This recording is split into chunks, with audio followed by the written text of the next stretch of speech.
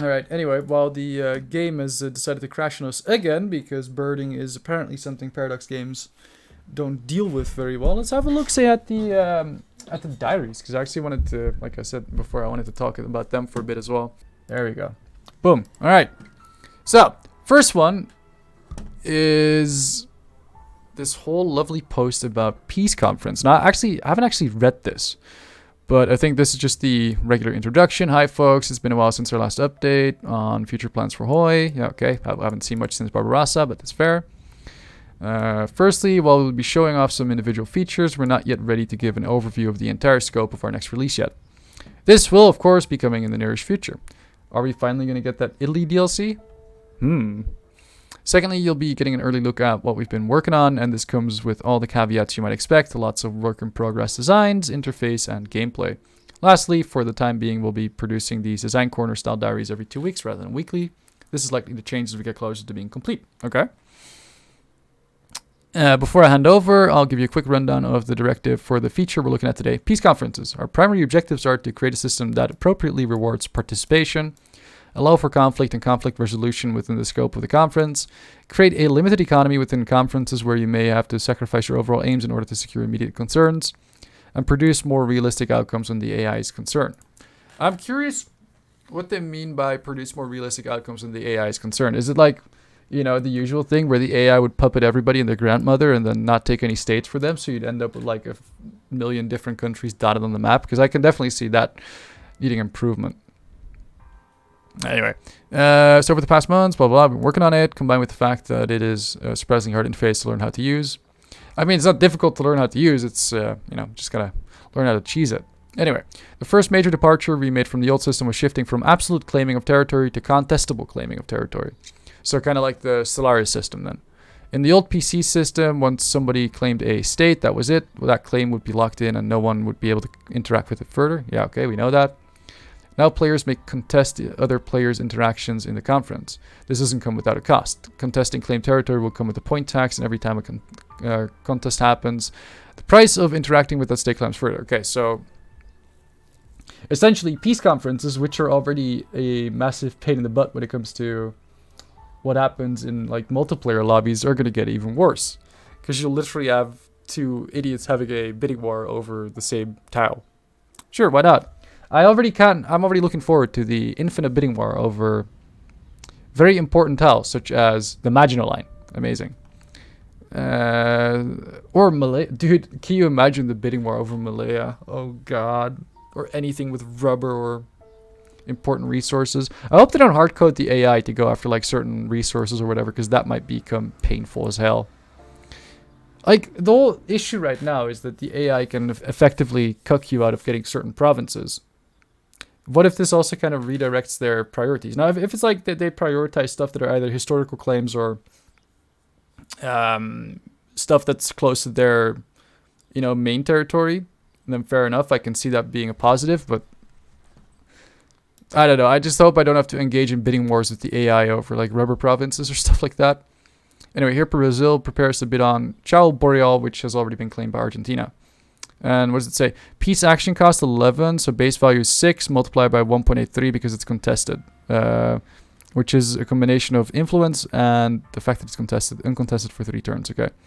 So, does it go up because it wasn't contested for 3 turns? So if you, for example, ignore contesting a certain province that somebody else has already claimed, it goes up over time or as the conference progresses? Anyway. Contestable bids help solve some problems, but without further changes, many still persist. One of the most obvious issues was the old system handled turn order. The old system would order countries by participation and then go in order based upon the number of points held by participants. Where it gets weird is the fact that the order of the list would get updated after each nation's turn, which this meant that often the top 2 participants could have enough points when a turn ended that they could simply exchange turns between them and end up controlling the conference. This was in some ways a good method to allow 2 big faction leaders to have majority control after the end of historical World War II, but is bad in virtually every other case. I mean, it makes sense if you think about it. Like, the game was made to kind of, at the start, be like a World War II simulator, and now we know with all the, like the alternative focus trees, it makes sense that that system doesn't work. The system made sense when it started out, but now with all the custom stuff that you can do that has nothing to do with history or World War II, kind of makes sense that you want to change it around a little bit. I get that. I mean, for single player LARPers, it must be nice that they no longer have to use like all the no AI and peace conference mods and stuff like that. Anyway, we did a lot of thinking about turn order and how to structure the turn in general. Slowly we came to the conclusion that any system with a visible turn order, no matter how it was structured, would put people on a disadvantage or an advantage depending on turn order. This led to the creation of what we have been calling the blind bid system. The main concept of blind bid is that everyone acts simultaneously. The way this functions is that each turn, every conference participant uses their points to make bids. Whenever... Oh, God. Oh, no. Oh, no. Wait, hold on. Does this mean that every single player... AI notwithstanding, in a peace conference has to click on stuff and okay it before you can move on? Peace conference, like, it's already so painful to get like everybody in the peace conference to, like, let's say you have like I don't know, the Axis, and they take Hugo. You've got like 4 or 5 Axis members.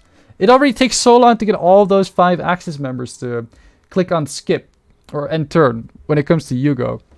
What's it going to be like when every single player in the game has to engage the end turn button at the end of every single peace deal turn? Dude, that's going to take so long. Oh, no. I feel like this is one of those things where it looks like an insanely good idea on paper, and it probably will be for 99% of the lobbies where there's like 1 or 2 players. But imagine you're in a 30-player lobby, and every single turn in a peace deal, everybody has to... Oh, that's going to be painful. Anyway, okay, bids have a fixed cost, much like the current claims do, but now with more modifiers. In any instance where 2 participants made a bid on the same state, that state is marked as contested, and the players involved have the majority of their points spent on the bid refunded. Each time a state is contested, increases in cost for all subsequent rounds. This effect stacks on state each turn in which a contested bid happens. The other side of this is uncontested bids. Each turn a bid goes uncontested, increases in cost for everyone else except for the person who made the bid. This acts to, over the course of several turns, lock in bids as they become too expensive to realistically contest. Okay, that I do like. At this point, you may be thinking, yeah, okay, but I get points each turn. How does the conference end? This leads to us, the final major change, limit of points. This is pretty self-explanatory. Each participant will get a fixed amount of points over the course of the conference based upon war participation score. The way we do this is by distributing a percentage of those points every turn until all points are distributed. Most of the work here comes down to rebalancing war participation and finding what we consider a good point ceiling for a conference. So what this is going to tell me is that, or what this says to me, is that in every single multiplayer game where this system is actually relevant. Now, most historical games, this system obviously won't be relevant. But if you're playing like a massive free-for-all, everybody is going to try to abuse every single mechanic that they can find to, raise war participation score, like, air wings and bullshit like that. It's going to be horrible. It's a good thing I don't play lobbies like that. And not just that, this also means that to get a peace deal to finish, I don't know if it's still an option to give points to other nations, but for every peace deal to finish, every single time you're going to need to give away all your points to a single nation, because otherwise the points are going to remain distributed and that nation will not be able to secure the territory.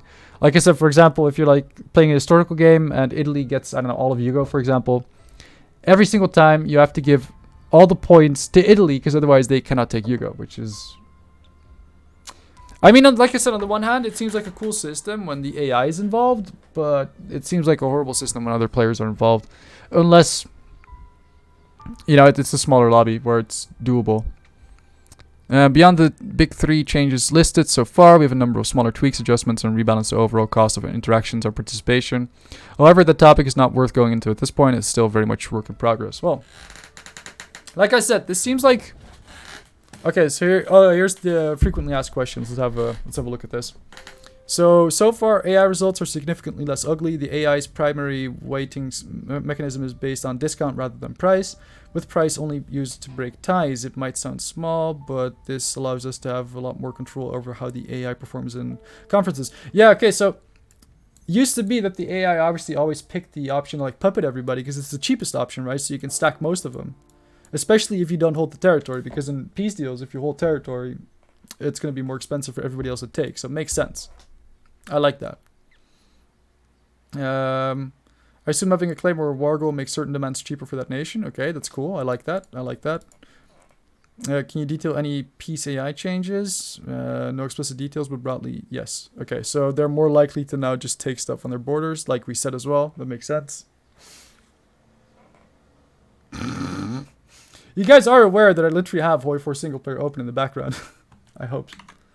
Anyway, so puppeting similar actions will now be based on state. Okay. And a bunch of other stuff. Although scripted conferences such as Yalta are now much easier to represent using the new scripted action modifiers we'll be using.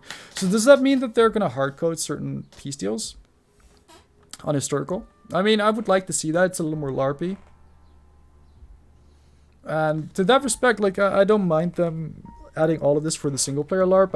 I don't think this is going to be beneficial for multiplayer, like, at all.